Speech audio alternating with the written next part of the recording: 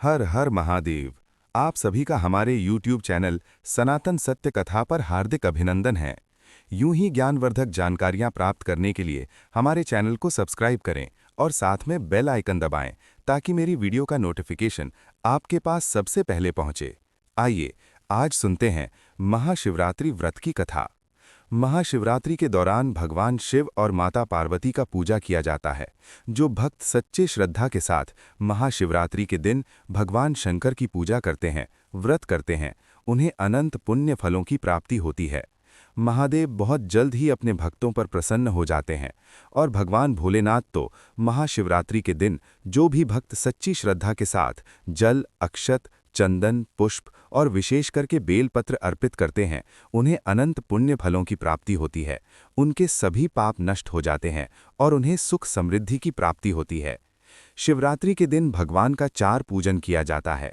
तो आइए सुनते हैं महाशिवरात्रि व्रत की कथा। तो वो ढंग से भगवान भोलेनाथ की जय हो, माता पार्वती की जय हो।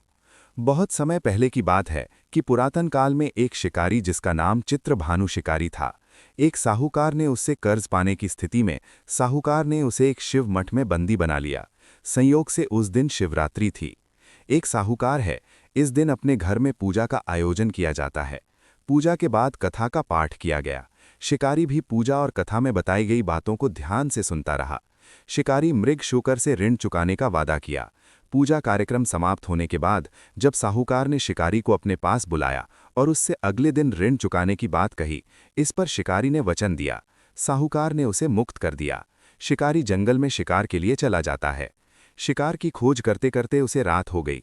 जंगल में ही उसने एक तालाब के किनारे एक पेड़ पर चढ़कर रात बिताने को सोचा। बगल में ही एक बेल के पेड़ के नीचे एक शिवलिंग था जो बिल्व पत्रों से ढका हुआ था। इस बात का शिकारी को कुछ भी ज्ञान नहीं था और उसे कुछ पता नहीं चला। आराम करने के लिए उसने उसे पत्र के अनुसार इस प्रक्रिया में कुछ बेलपत्र के पत्ते शिवलिंग पर गिरने लगी। शिकारी उसी स्थान पर बैठा रहा। इस प्रकार से शिकारी का शिकार भी तालाब पर पानी पीने के लिए आया। शिकारी ने धनुष पर तीर चढ़ाकर मृग को मारने का प्रयत्न किया कि शिकार ने कहा, मैं गर्भसी हूं और मैं अपने बच्चे को जन्म देने वाली हूं। तुम एक साथ 2 जीवों को कैसे मार सकते हो? ये उचित नहीं होगा। मैं अपने बच्चों को जन्म देकर शीघ्र ही तुम्हारे पास आ जाऊंगी, तब तुम मेरा शिकार कर लेना। शिकारी ने तीर वापस ले लिया, फिर वो वहां से चली गई। धनुष रखने में कुछ देर हुई, बेल के पत्ते पुनः टूटकर शिवलिंग पर गिर गए, जिससे कि उनसे अनजाने में ही प्रथम पहर का पूजा पूर्ण हो गई। कुछ देर बाद एक और मृगी उधर से निकली। पास आने पर शिकारी ने तुरंत ही धनुष पर तीर चढ़ाकर निशाना साध लिया। तभी मृगी ने शिकारी से निवेदन किया कि मैं थोड़ी देर पहले ही ऋतु से निवृत्त हुई हूँ, कामातुर विरहिणी हूँ, अपने प्रिय की खोज में हूँ। मैं अपने पति से मिलकर तुम्हारे पास आ जाऊंगी। शिकारी ने इस प्राणी को भी जाने दिया। मन ही मन में शिकारी विचार करने लगा। इस बार भी उसके धनुष से कुछ बेलपत्र शिवलिंग पर अर्पित हो गया। इस प्रकार उसके द्वारा दूसरे पहर की पूजन प्रक्रिया भी पूर्ण हो गई। इसके बाद तीसरा पहर आया। उसे फिर एक शिकार दिखाई दी जो अपने बच्चों के साथ इधर से उधर गुजर रही थी। शिकारी ने धनुष उठाकर निशाना साधा। शिकारी तीर को छोड़ने ही वाला था कि मृगी बोली, मैं इन बच्चों को इनके पिता के पास लौटाकर तुम्हारे पास आ जाऊंगी, मुझे अभी जाने दो। शिकारी ने ऐसा करने से इनकार कर दिया। उसने बताया कि 2 हिरणी को मैं पहले ही छोड़ चुका हूं। तो फिर ने मृग ने कहा, मेरा विश्वास करो, मैं वापस आने का वचन देती हूं। शिकारी को अब हिरणी पर दया आ गई और उसे भी जाने दिया। उधर भूखा प्यासा शिकारी अनजाने में बेल के पत्तों को तोड़कर शिवलिंग पर फेंकता रहा है। जैसे ही कल सुबह की पहली किरण निकली तो उसे एक मृगा दिखाई दिया। शिकारी ने खुश होकर अपना तीर धनुष पर चढ़ा दिया। तभी मृगे ने दुखी होकर शिकारी से कहा, यदि तुमने मुझसे पूर्व आने वाली 3 हिरनियों को बच्चों को मार डाला है तो मुझे भी मार डालो। देर बिल्कुल भी ना करना है, क्योंकि मैं ये दुख सहन नहीं कर सकता। मैं उन हिरनियों का पति हूं। यदि तुमने उन्हें जीवनदान दिया है तो मुझे भी छोड़ दो, मैं अपने परिवार से मिलकर वापस आ जाऊंगा। शिकारी ने उसे भी जाने दिया। सूर्य पूरी तरह निकल चुका था और सुबह हो चुकी थी। कौन सी घड़ी में अनजाने में ही व्रत रात्रि जागरण की पहर की पूजन और शिवलिंग पर बेलपत्र चढ़ाने की प्रक्रिया पूरी हुई थी और भगवान शिव की कृपा से उसे इसका फल तुरंत प्राप्त भी हुआ। भगवान शिव की कृपा से शिकारी का हृदय परिवर्तन हो गया। शिकारी का मन निर्मल हो चुका था। कुछ देर बाद ही शिकारी के सामने संपूर्ण मृग परिवार मौजूद था ताकि शिकारी उनका शिकार कर सके, लेकिन शिकारी ने ऐसा बिल्कुल नहीं किया और सभी को जाने दिया। महाशिवरात्रि के दिन शिकारी द्वारा पूजन की विधि पूर्ण करने के कारण उसे मोक्ष की प्राप्ति हुई। शिकारी की मृत्यु होने पर यमदूत उसे लेने आई तो शिवगणों ने उन्हें वापस लौटा दिया। यमदूत शिकारी को लेकर शिवलोक में ले गए।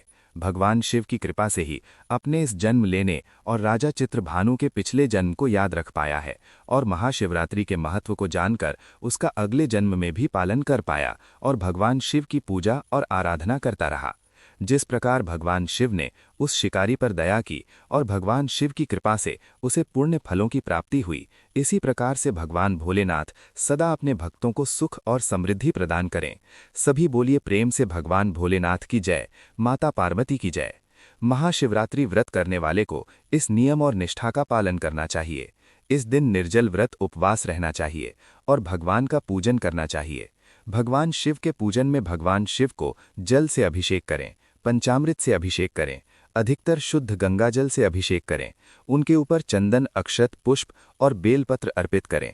भगवान को बेलपत्र अति प्रिय है कि बेलपत्र 3 पत्तों वाला हो तो ये बहुत ही लाभकारी होगा।